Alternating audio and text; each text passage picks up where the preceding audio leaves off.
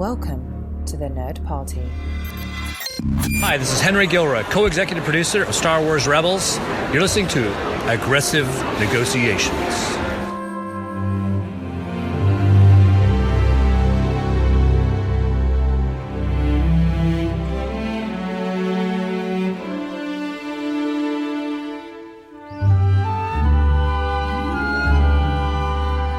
Welcome to Aggressive Negotiations, the Star Wars podcast on the Nerd Party Network that is coming to you from a hidden alcove in the Jedi Temple Library Archives. I'm one of your hosts, Jedi Master John Mills, and with me is my dear friend and fellow student of the Force, Jedi Master Matthew Rushing. Matt, how are you for this session of Aggressive Negotiations? John, keep it down. No.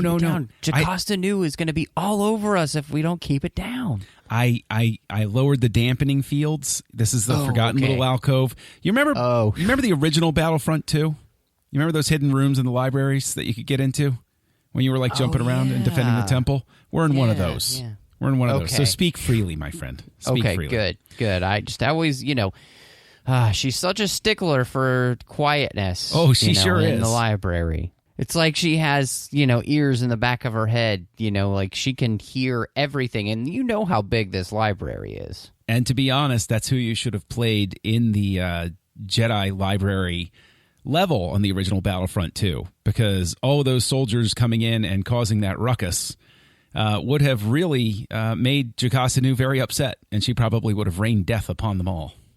And it's true because we saw what death she can rain on people in that Darth Vader comic we talked about, where she was kicking some serious bootay. So yeah. Yes. So while we're here, secluded away from the rest of the library, as always, of course, our transmissions may be coming from the Jedi Temple Library Archives. However, we are hosted on the Nerd Party Network. Go over to thenerdparty.com, find all the other shows that we have there, everything from Doctor Who to Star Trek to writing in Star Trek to the A24 podcast to interviews from film festivals across the world and everywhere in between. And we even have our YouTube series, Babel 4-5, about Babylon 5. And so you can go and check that out on YouTube. And you can go ahead and you can find us on Twitter. The show account is at the Jedi Masters. Go to the network at Join Nerd Party, the Nerd Party on Facebook and Instagram.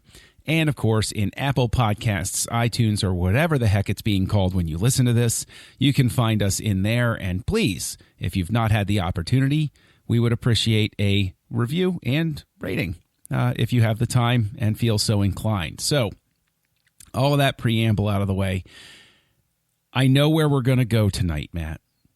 I know the path we're going to walk down. But I'm going to start it with a very potentially caustic statement that I hope gets things off to a quick start, which is, as I was thinking not so long ago, and I've been pondering this for a while, I submit to you that Anakin Skywalker was in fact a better master than Obi-Wan Kenobi or Yoda. Because as I've been thinking about this, Yoda produced Dooku, Obi-Wan produced Anakin, who admittedly turned to the dark side, and Anakin produced Ahsoka, who stands as one of the greatest Jedi of all time. And I would say that judging by the merits of who they produced as students, Anakin rises to the top of that pack. Well, I would counter by saying that Anakin is not the only one who has a profound impact on Ahsoka, and that it is the impact that Obi-Wan also has on Ahsoka, which creates the balance between the two, which she is able to find, which allows her then to become what she becomes. I would say if it had only been Anakin, then she might have turned out very differently. But I think because they spend so much time together as, this trinity, that she rubs off on her quite a bit, as much as Anakin does. And I would say, too, we also watch the way in which I think Ahsoka learned a lot of things from many Jedi, but also somebody like Padme as well. I don't think we could discount the influence that she had on Ahsoka's life. And so, I I can see where you could start that argument, but I don't think that it's quite as clear cut as that. Mainly too because I think Ahsoka actually has the benefit, I think, of growing up during the Clone Wars, and that sounds strange to say, but that allows her to be around more than just one Jedi at a time, a lot of the time. So she's not just with Anakin, her master. A lot of times they're with Obi-Wan or, with another master like Aayla Secura or, the list goes on and on, Plo Koon.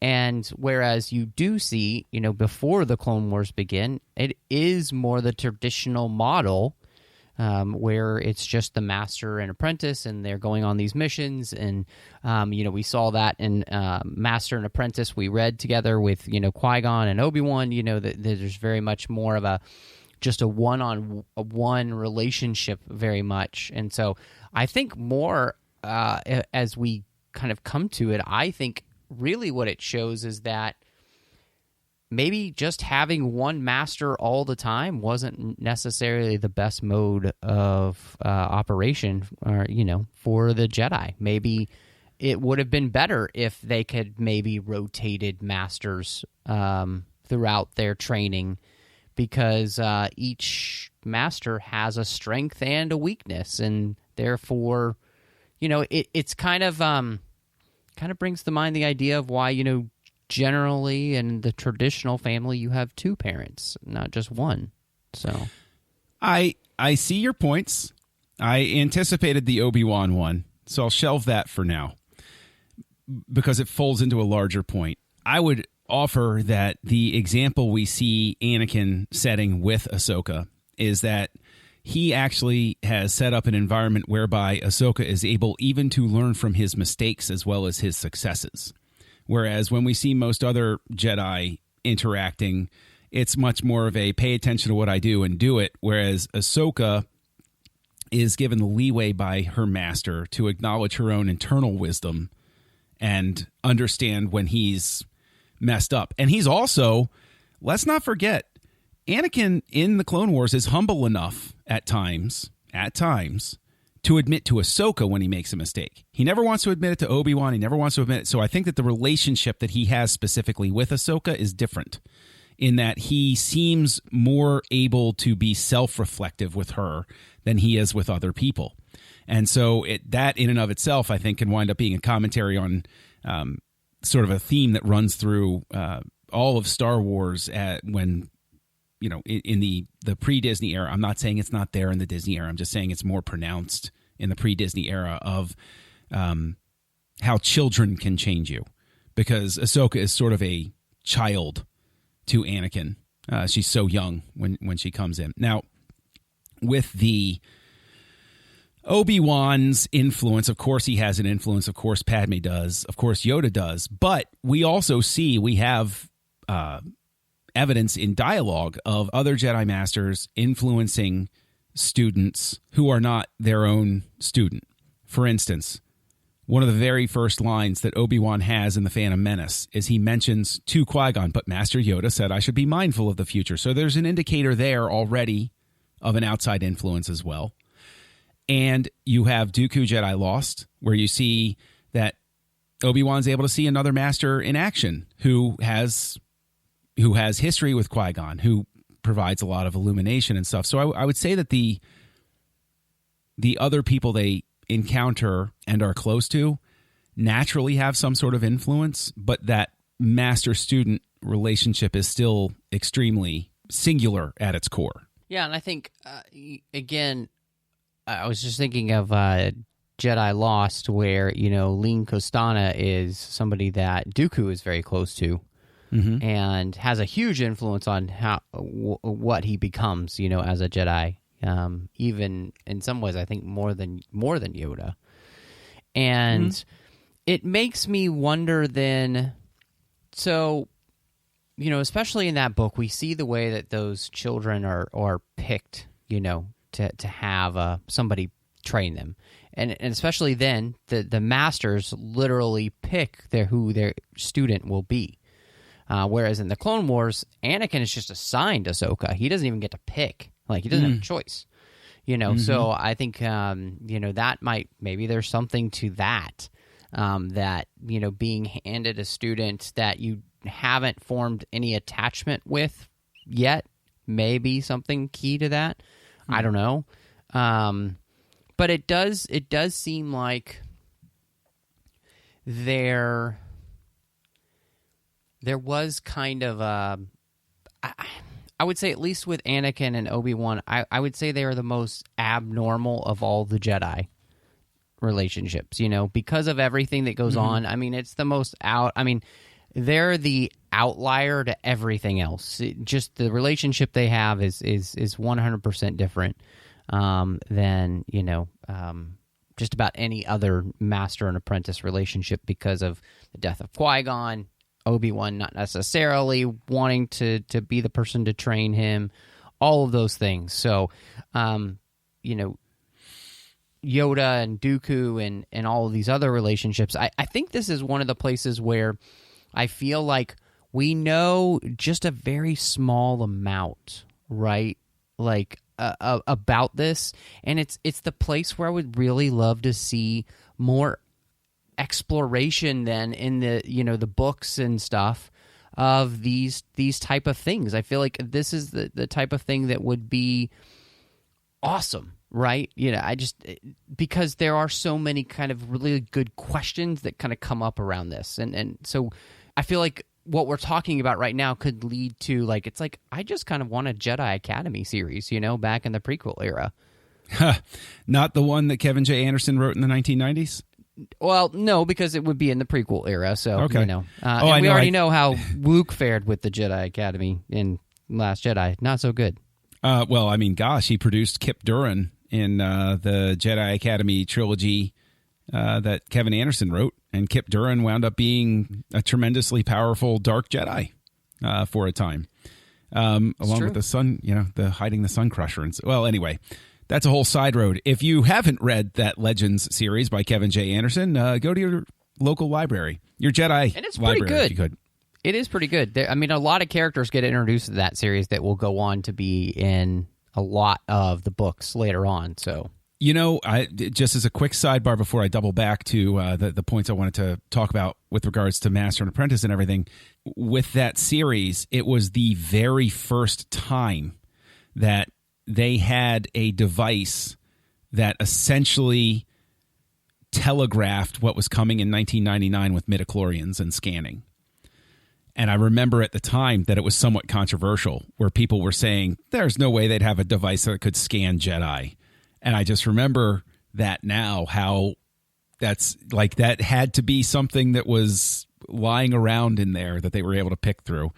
No idea. I'd love to ask Mr. Anderson if I had the opportunity. But anyway, two things I want to go to that you brought up that I think are good points to talk about. The first is, it's very tempting in terms of the age to look at the fact that Obi-Wan and Anakin, their relationship is markedly different. And we've talked about they're more like brothers than father and son. Qui-Gon's much older when he picks Obi-Wan. Yoda is presumably much older than Dooku when he picks him. And there's plenty of debate to be had about whether the closeness in age messed up the relationship between, like, it seems almost as if Anakin and Obi-Wan should have been compatriots the way that Qui-Gon and Rael had. That's the type of relationship and Anakin should have had an older master, maybe, because that age difference between Ahsoka, and everybody comments on how young Ahsoka is. But that ties into, I think, another more interesting point is Ahsoka is, as you say, assigned to Anakin, whereas the other masters, as in the evidence that we have, select their apprentice. Would that have been better overall, too, to have it be a random assignment? Because that in and of itself emphasizes the idea that you don't always get to pick who your family is. You don't always get to pick who you're going to spend time with. And therefore, you have to grow with. And, this ties in as well. We've talked about the Jedi Apprentice series, the now Legends Jedi Apprentice series. And there's very much a thing stressed there about Qui-Gon and Obi-Wan having to work through their differences, because that's just what you have to do for the relationship to be successful. So, yeah, I wonder about that assignment thing. I think that's an interesting point to make. It does make me wonder too, with the idea of having we know from Dooku Jedi Lost, they're in these houses a bit like in a Harry Potter setting, and the idea of having the masters who have availability for Padawanship, that they're ready for that responsibility. I wonder if it might have been better, instead of them picking their own, that they all got together, meditated on the Force, and then they picked for each other. So that there is this total reliance then on the Force, and not them their own, basically their own wisdom, really. Like, they all meditate together, and then the choice is made for them, through that. And so I just feel like could have been a really interesting thing to, and this is the part where it's like the lore of the Jedi, why it is the way it is. There's so much to be discovered there, because there's so much that we just don't know about, why the Jedi are the way they are, why they have come to this point. And it's like, I feel like this is the place that would be so great to now, explore, just to whether it's through animation, or whether it's through a series of movies, or whether it's just through, this is a place for books to fill in a lot of story that, we're probably never going to play in these eras. So we'll just allow, and specifically, once the Rise of Skywalker comes out, I feel like there should be an opening then to play in these kind of areas and really start to explore. Okay, we've got the baseline, which is these 9 films, the Skywalker saga, which kind of sets the template for all of Star Wars and what it means. And then to add to that, just go for it, I wonder if one of the things as well is that, it's the root of the word master comes from Latin, magister, meaning somebody who has command or control, but also teacher. So basically, master means teacher. And I think that there is, I think probably what led to my first conclusion about how Anakin, by virtue of producing Ahsoka, is a more innate teacher than a lot of the other Jedi that we've encountered. And I'm not throwing shade on the Jedi Order as a whole. I'm not disputing that the Jedi were great or good or anything like that. I'm just saying that, and this speaks again to your point about the dearth of information that we have, overall. It seems that the thing to really explore is, did they lose the true meaning of the word master over time, even pre-Clone Wars? Because it became seemingly more that it was expected simply that the Jedi would just hand down and tell, this is what Jedi do, this is how Jedi are, this is what you will do. Whereas we even see with Qui-Gon being divergent from that, because he has a tendency to go against the council and to do things his own way. There's a bit more of a renegade nature to him. And so I wonder if that is something where that was one of the unspoken tension points with, with Qui-Gon and the council, almost sort of like a thing where it's like, the classic conflict between Kirk and Starfleet Command is that Kirk doesn't want to do it their way. And that's, so I'm thinking about this, and I think you're onto something there in the sense that, look, Qui-Gon creates Obi-Wan, who becomes, arguably the best Jedi there's ever been, right? In the sense of like who he is, and the kind of the level that he is, his commitment to the Force. Like he is the Jedi that you want to be. And I feel like I wonder, again, because Anakin and his training is an outlier, if the reason that Obi-Wan feels reserved then to maybe train Anakin more the way that Qui-Gon trained him, which is, we saw that, of doing things completely differently, not letting Anakin have a little bit more ownership of the training in the way that Qui-Gon was trying to give the Obi-Wan, and they come to an understanding. And you think about this too, Master and Apprentice, we learned that Qui-Gon was given Obi-Wan in that sense because Qui-Gon would temper Obi-Wan's natural proclivities and make him more of a rule follower because he wasn't, and so there's that relationship there, whereas Anakin is a special case and needs somebody who's going to be a little bit more open.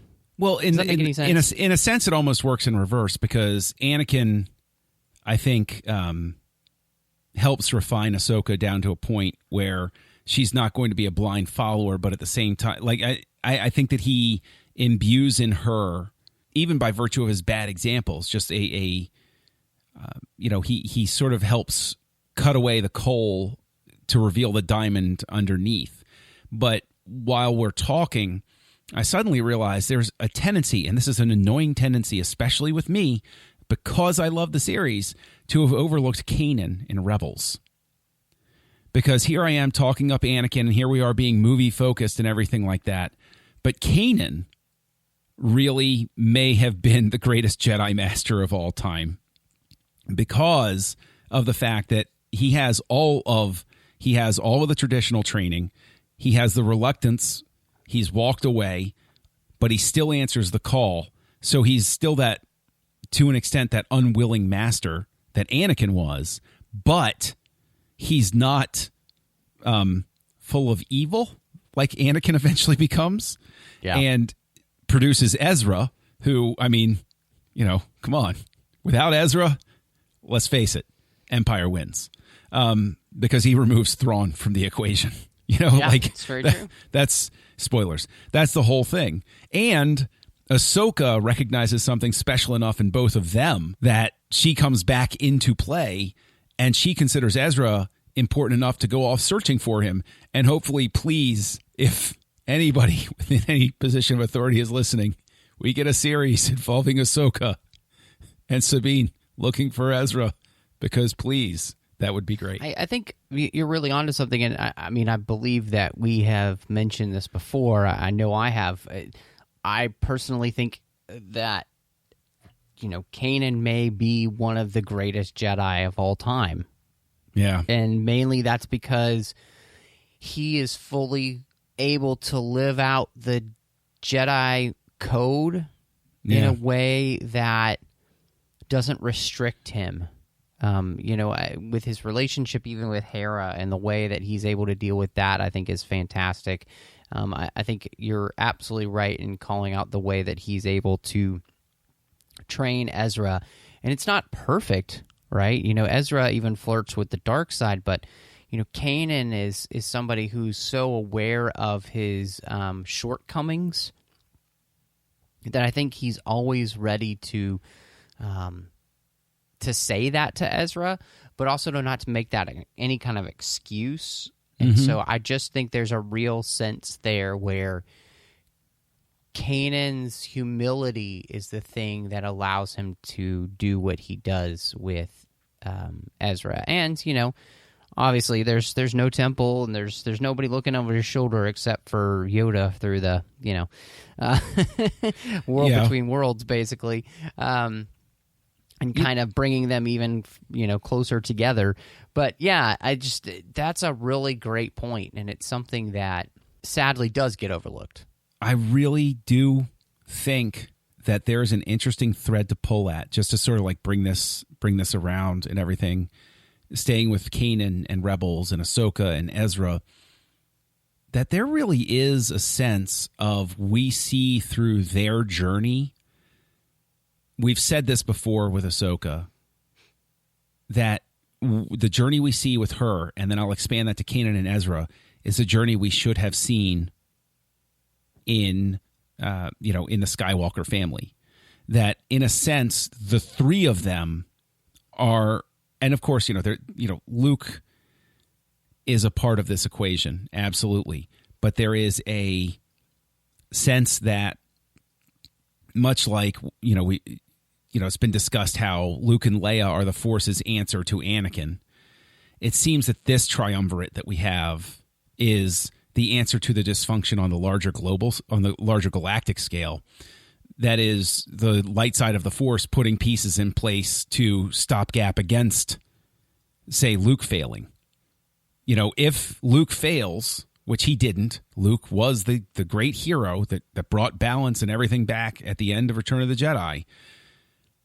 But if he had failed, we still have these, the contribution of these three out there and their legacy to counterbalance it. And I think that maybe that speaks to some of the larger stuff that was being spoken to, with Yoda's journey and his vision at the end of the Clone Wars series, or as we have it so far. We're still waiting for more.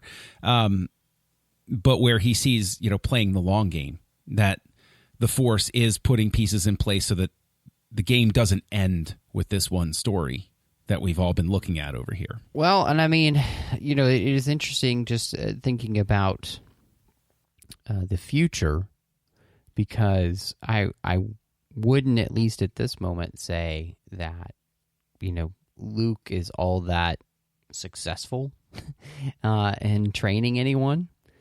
And his failures right now are kind of where we are in the sequel trilogy, and what that's going to mean then, moving forward in it, how it will all wrap up because of, how does Rey turn out, So I think what's interesting is it feels like there's almost like you get a good one, and then you get a bad one, and then you get a good one. It's like every other generation, So, well, I'll also submit, just to be petty like this, that if we're going to accept Luke as being something of a failure with the history that we were given in The Last Jedi, then that speaks to my point about how Yoda and Obi-Wan, who both trained Luke, this supports my idea. Anakin's student turned out pretty great. So yeah, there's a whole conversation that we could have in there, and we will have it in the future. Probably will save till we talk about The Last Jedi. Yes, before we get to Rise of Skywalker this year. But I would say let's leave the sequel trilogy out of it. Yeah, because it's not done. It's not done. So we don't know.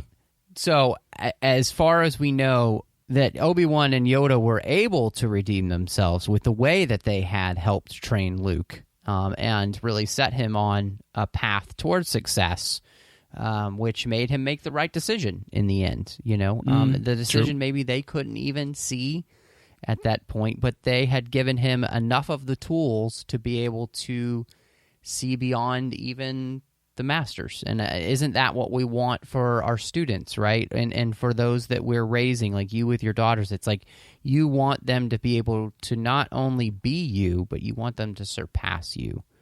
And that's not exactly carried away what with that one. Well, maybe. But you know what I'm saying. Yes, I do.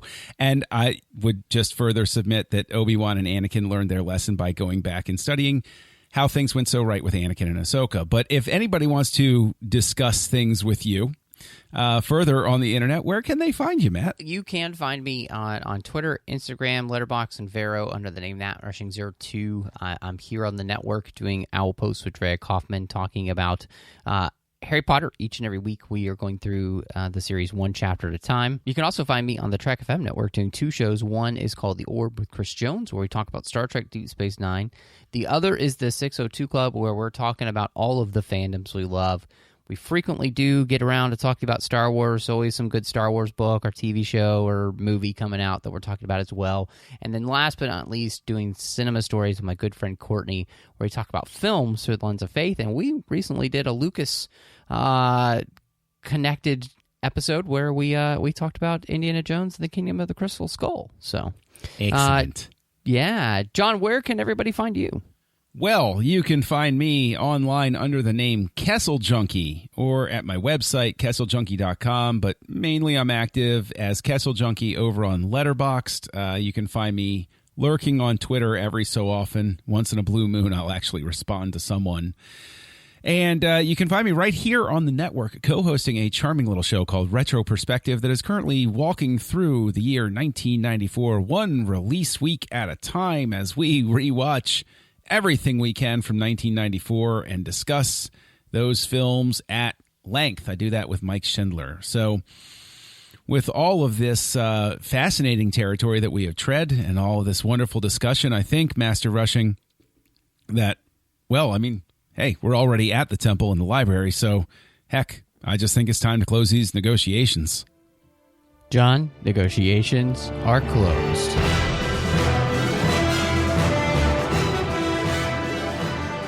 Join the revolution.